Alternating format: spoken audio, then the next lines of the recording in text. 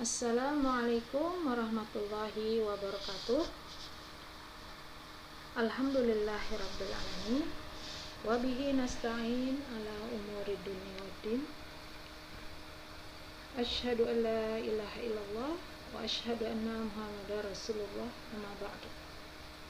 Puji syukur marilah kita panjatkan kehadirat Allah Subhanahu wa taala yang telah memberikan kita rahmat dan hidayahnya sehingga kita bisa berjumpa lagi di acara Sanlat yang pada hari ini dilaksanakan dengan online ya, karena memang keadaan kita sedang mengalami pandemi COVID-19, jadi kita belum bisa bertatap muka ya. Mudah-mudahan keadaan seperti ini bisa cepat berlalu, dan ibu harapkan juga kalian bisa menjaga kesehatan dan selalu memperhatikan protokol kesehatan ya. Salawat serta salam semoga tetap tercurah kepada Nabi Muhammad Sallallahu Alaihi Wasallam beserta keluarganya, para sahabatnya, dan pengikutnya sampai hari akhir nanti ya. Anak-anak ibu yang ibu banggakan, pada kesempatan Sanlat hari ini ibu diberi amanah untuk menyampaikan materi ya, Sanlat mengenai akhlakul karimah ya. Mudah-mudahan ibu harapkan kalian sudah siap dengan buku tulisnya dan bolpennya untuk mencatat apa-apa saja yang penting tentang materi akhlakul karimah ini. Nah, untuk pertemuan kali ini tujuan pembelajaran yang ibu harapkan kalian bisa nantinya akan menjelaskan pengertian dari akhlak. Kemudian yang kedua, dapat menjelaskan macam-macam akhlak. Kemudian yang ketiga, menyebutkan ciri-ciri akhlakul karimah. Keempat, kalian bisa memberikan contoh akhlakul karimah dalam kehidupan sehari-hari. Anak-anak, bisa kalian perhatikan ini contoh akhlakul karimah ya. Tiap hari ya kalian melakukannya kepada orang tua kalian ketika kalian mau berangkat ke sekolah ataupun keluar rumah ya. Mungkin kalau sekarang karena masih pandemi, sekolah kita belum bisa bertatap muka, kalian belajarnya di rumah ya. Tapi ketika keluar rumah, kalian selalu izin dulu ya sama orang tua kalian dengan cium tangan ya kepada ayah bunda untuk minta izin, minta ridhonya ya, agar dalam perjalanan bisa selamat. Nah, ini adalah contoh, salah satu contoh akhlakul karimah ya nak ya. Nah, kita masuk kepada pengertian akhlak ya. Kita akan melihat apa pengertian akhlak itu ya. Secara etimologi, akhlak berasal dari kata al-khuluq, akhlak yang berarti tabiat, budi pekerti, kebiasaan. Sedangkan secara istilah, akhlak berarti sesuatu yang melekat pada jiwa manusia yang daripadanya lahir perbuatan-perbuatan yang mudah tanpa melalui proses pemikiran, pertimbangan, atau penelitian ya. Jadi secara spontan ya, apabila itu dilakukan perbuatan itu ya, nah ini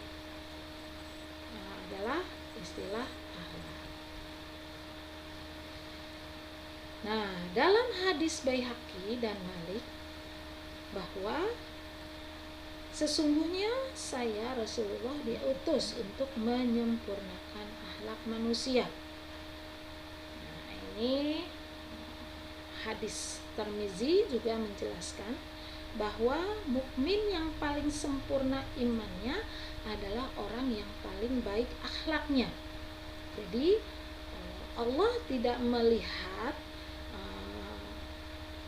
seorang yang beriman itu dari kekayaannya, dari hartanya, dari jabatannya. Tapi yang dilihat oleh Allah, ya, kesempurnaan iman itu dari seseorang adalah akhlaknya yang baik, akhlaknya yang mulia, ya.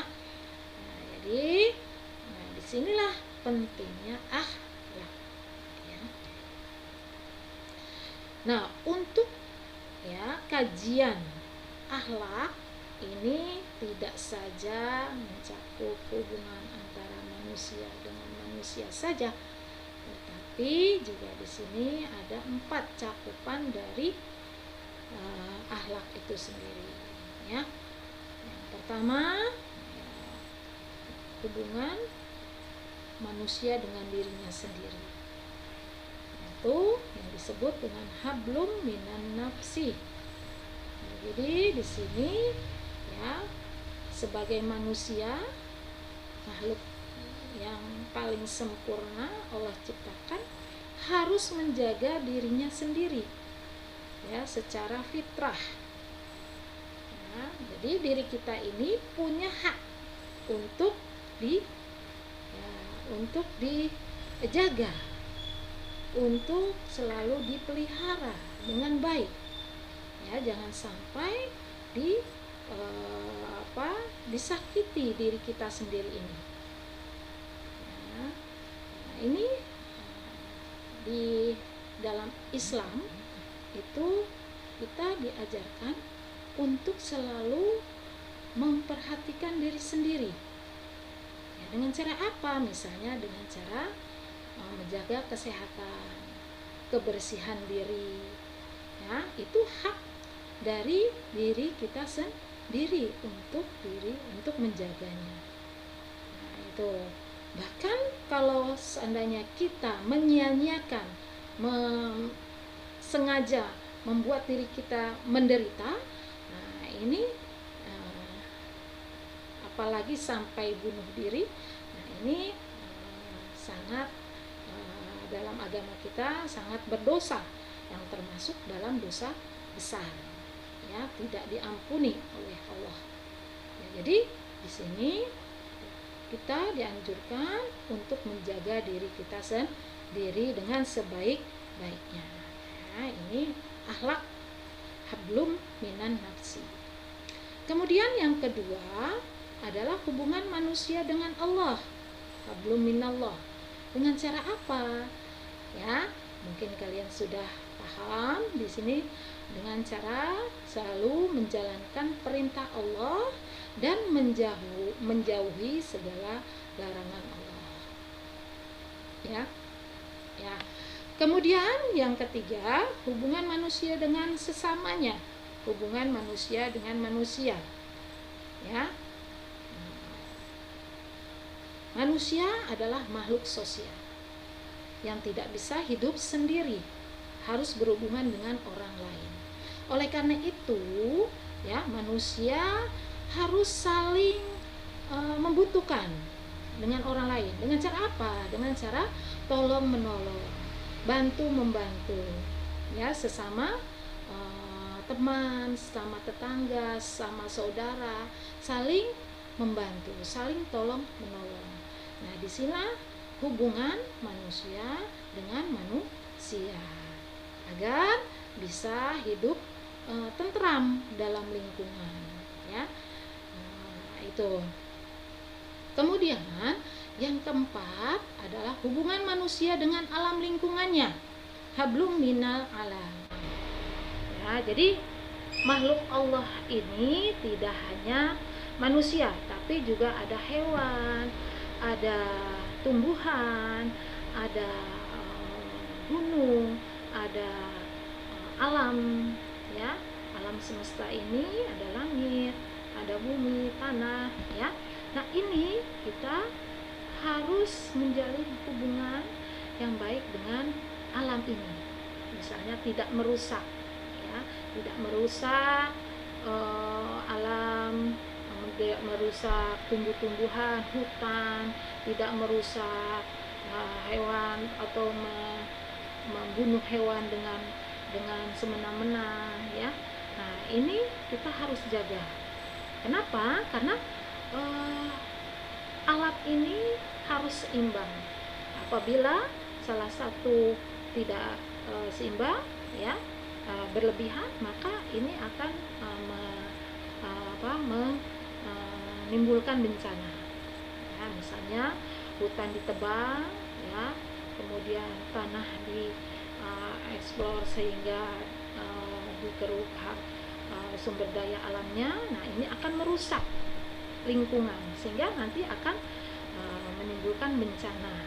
Ya, jadi bencana itu tidak hanya disebabkan oleh Allah, tapi juga bisa disebabkan oleh manusia yang merusak lingkungan. Nah, disinilah harus ada keseimbangan,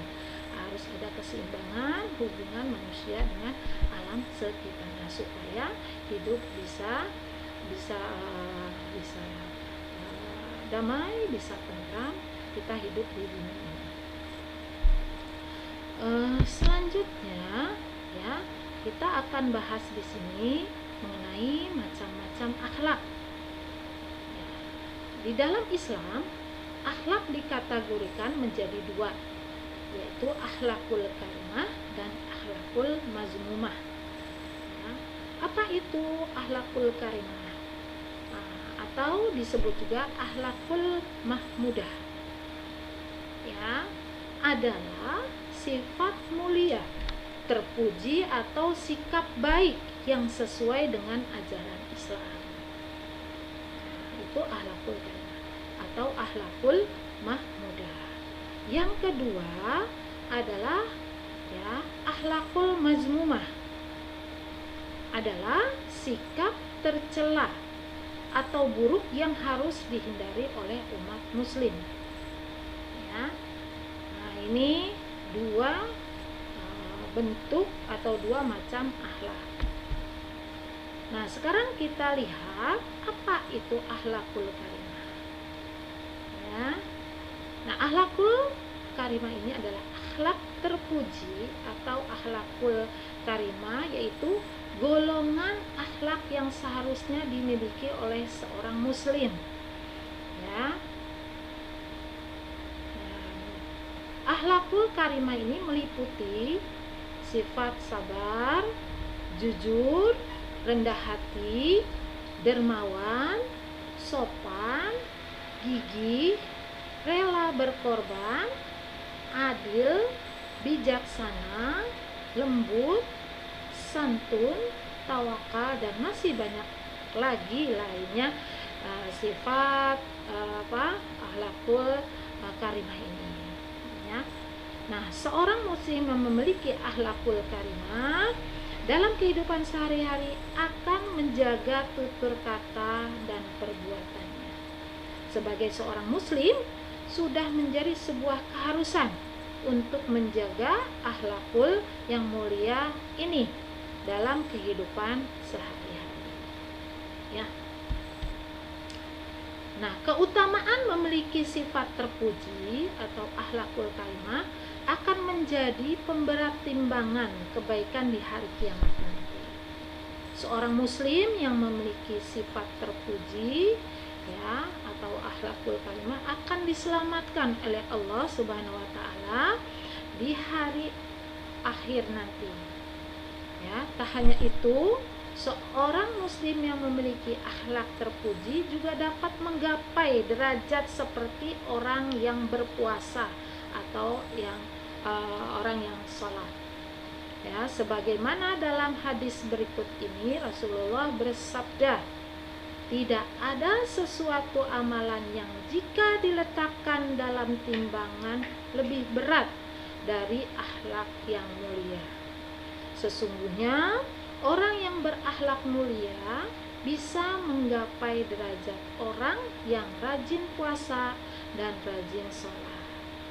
Hadis riwayat Tirmizi.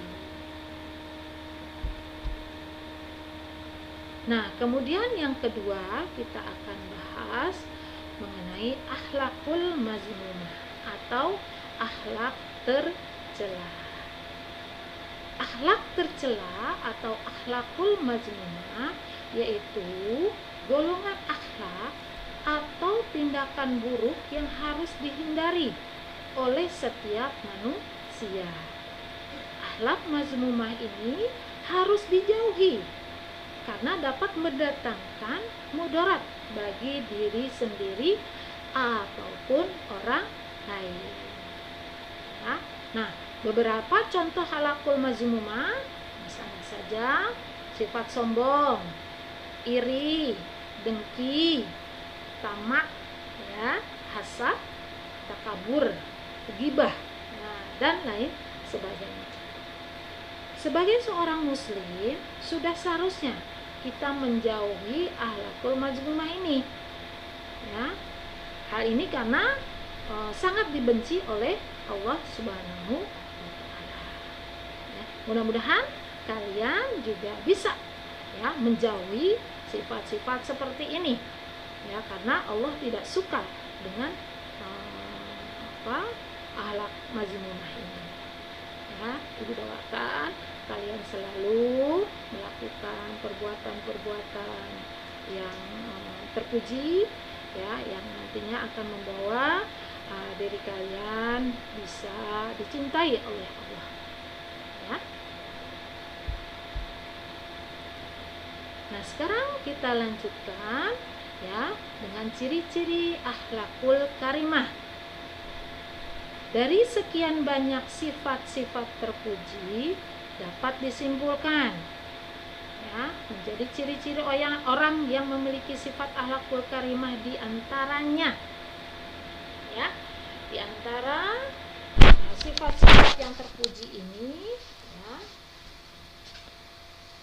apa saja ciri-ciri yang dimiliki oleh orang yang memiliki sifat akhlakul karimah. Yang pertama, selalu memiliki ya sifat optimis, ikhlas, sabar, menepati janji, pemaaf, jujur, amanah, hemat, dan lemah lembut. Ya. Nah, kemudian yang kedua, ciri dari orang yang memiliki sifat akhlakul karimah, asyajadah, ya, asyajaah, ya, berani menegakkan kebenaran. Ya, jadi berjuang untuk menegakkan kebenaran. Apabila ada perbuatan yang tidak baik, kalian harus bisa meluruskan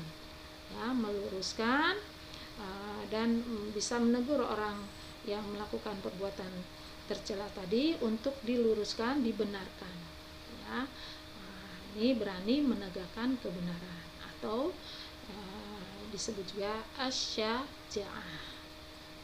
Kemudian yang ketiga ya memiliki sifat al-qanaah, sederhana, merasa cukup ya dan adil. Ya, jadi tidak berlebih-lebihan. Ya, orang yang memiliki sifat akhlakul karimah ini tidak suka berlebih-lebihan, tidak suka menyombongkan diri apa yang dia punya. Ya, tidak pernah mengeluh apa yang dia miliki. Ya, bersifat sederhana, merasa cukup. Kemudian yang keempat adalah menciptakan persaudaraan dan persatuan. Ya, jadi orang yang memiliki sifat akhlakul karimah selalu menjaga persaudaraan dan persatuan, tidak suka dengan perbuatan yang memecah belah, ya, tidak suka menimbulkan konflik dengan orang lain. Ini sifat-sifat akhlakul karimah. Nah, kita lanjutkan dengan contoh-contoh akhlakul karimah dalam kehidupan sehari-hari. Pertama adalah mematuhi perintah Allah. Ya, tentunya ini adalah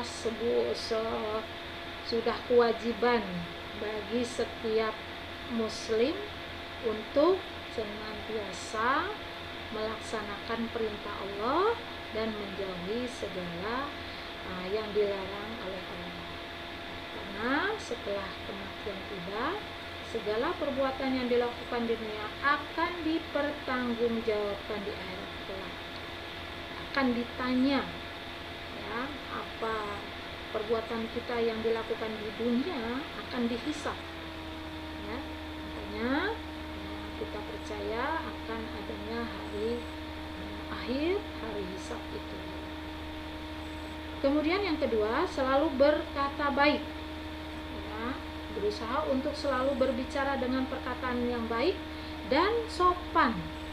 Ya, nah ini sudah jelas diajarkan di dalam Al-Quran. Nah, ini dalam surat Al-Isra ayat 23. Ya, anak-anak diperintahkan untuk tidak berkata kepada kedua orang tuanya, karena itu hal tersebut dapat menyakiti hatinya. Ya. Kemudian yang ketiga, bersyukur kepada Allah. Ya, ini menunjukkan sifat syukur atas segala nikmat yang telah diberikan kepada Allah Subhanahu wa taala, baik di dalam hati, perkataan maupun perbuatan. Dengan bersyukur, seseorang akan merasa cukup dan merasa rendah hati, sehingga dijauhkan dari sifat sombong. Karena Allah tidak suka dengan orang yang sombong. Ya, merasa dirinya paling, ya, merasa dirinya paling bisa, paling kaya, paling cantik, ya. Nah, itu tidak, Allah tidak suka dengan orang yang bersifat sombong. Yang keempat adalah tolong menolong sesama manusia. Ya, manusia adalah makhluk sosial. Manusia tidak bisa hidup sendiri tanpa adanya orang lain di sekitarnya. Berbuat baik serta tolong menolong menjadi suatu hal yang wajib dilakukan demi terciptanya rukun dan damai antara sesama manusia. Yang kelima adalah tawakal. Apa itu tawakal? Di sini adalah tawakal adalah berserah diri kepada Allah Subhanahu wa taala dalam rangka memperoleh hal-hal yang baik. Ya. Tawakal bukanlah pasrah tanpa berusaha sama sekali. Harus tetap disertai ikhtiar dan berdoa kepada Allah Subhanahu wa taala. Kemudian yang keenam adalah ikhlas. Ikhlas adalah sebuah kata yang mudah diucapkan namun sulit untuk dilakukan. Ya. Ikhlas merupakan ibadah yang hanya bisa dilakukan oleh orang yang tidak terlihat wujudnya.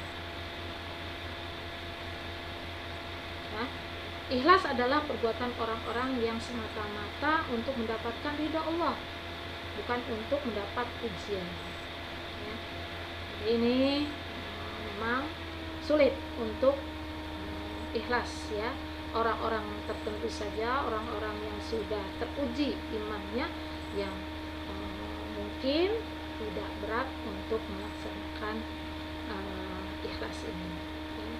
Ya, ibu juga masih belajar untuk ikhlas, ya, apa-apa yang menjadi ketentuan Allah sudah digariskan Allah, ya, ini harus ikhlas menerimanya.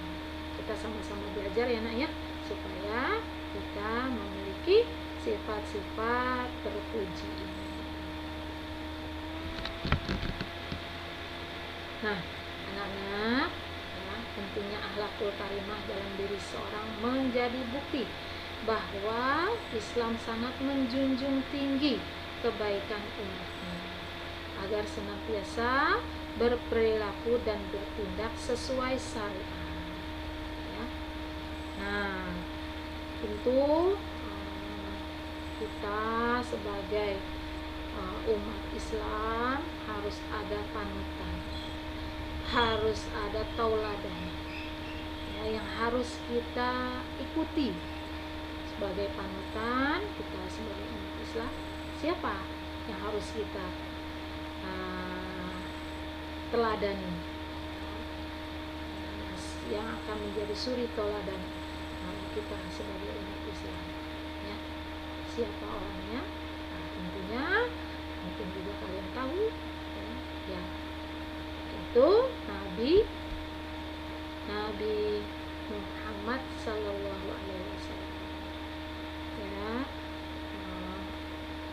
Nabi yang begitu besar ya, manusia yang begitu agung, yang memiliki akhlak yang sangat terpuji, yang sangat mulia ya. Hanya kepada Nabi Muhammad saja kita mencontoh ya, kita menjadi panutan kita, bukan yang lain, bukan artis, bukan presiden, bukan orang-orang yang terkenal ya, tapi sebagai orang Islam, umat Islam, yang patut kita contoh adalah Nabi Muhammad Sallallahu Alaihi Wasallam. Nah ini ya, kenapa demikian? Karena sudah digambarkan atau sudah diakui bahkan oleh tokoh-tokoh dunia bahwa Nabi Muhammad ini memiliki akhlak yang baik, akhlak yang mulia ya, pemimpin besar umat Islam, diakui oleh orang-orang barat ya. Nah ini ya, harusnya kita sebagai orang Islam yang terlebih dahulu menjadikan Nabi Muhammad ini sebagai suri tauladan ya, suri tauladan dari umat Islam. Nah, ini dalam Al-Quran Allah pun sudah mengakui kalau Rasulullah Shallallahu Alaihi Wasallam memiliki budi pekerti yang agung. Nah, ini di dalam surat Al-Quran surah Al-Qalam ayat 4 ya.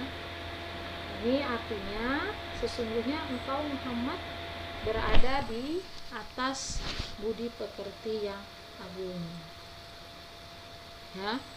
Nah ini ayatnya berbunyi wa inna a'udzubillahi minasyaitonirrajim wa innaka la'ala khuluqil azim ya. Nah ini ya, jadi yang menjadi panutan kita sampai hari akhir nanti sebagai pedoman hidup kita adalah kita harus berpedoman kepada suri tauladan yang pernah dilakukan, tingkah laku, ucapan dari Nabi besar kita yaitu Nabi Muhammad Sallallahu Alaihi Wasallam. Nah sekarang kita lihat mengenai biru walidain. Nah ini adalah kenapa ibu khususkan berbakti kepada kedua orang tua ya. Ini penting sekali untuk anak-anak ibu ya, dimanapun berada kalian harus ya selalu ingat kepada orang tua kita ya. Orang tua kita ini adalah orang yang paling mulia ya, karena ridhonya Allah ya nak ya. Jadi pentingnya berbuat baik kepada kedua orang tua. Ini karena memang Allah ya sangat menunjukkan sekali orang tua kita. Kenapa? Karena perjuangan dari kedua orang tua kita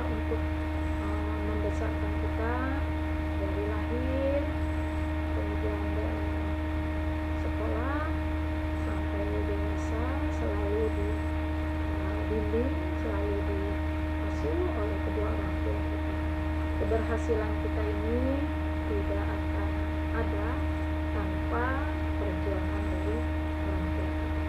Bahkan ya, 2 gunung emas ya, sebesar gunung Uhud pun tidak bisa membayar ya, atau tidak bisa menandingi perjuangan dari kedua orang tua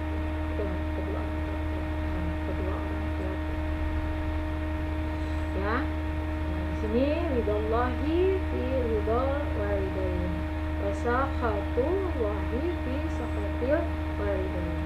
Ya, ridho Allah ada pada ridhonya kedua orang tua, dan kemurkaan Allah ada pada kemurkaan kedua orang tua. Ya, hadis riwayat Tirmizi, Ibnu Hibban dan Hakim. Ya, Ibu harapkan kalian bisa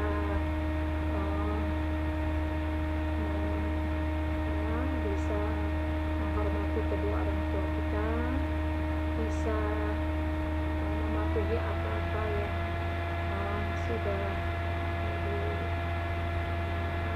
oleh orang tua kita ya. Asalkan tidak menyalahi syariat, kita harus menjaga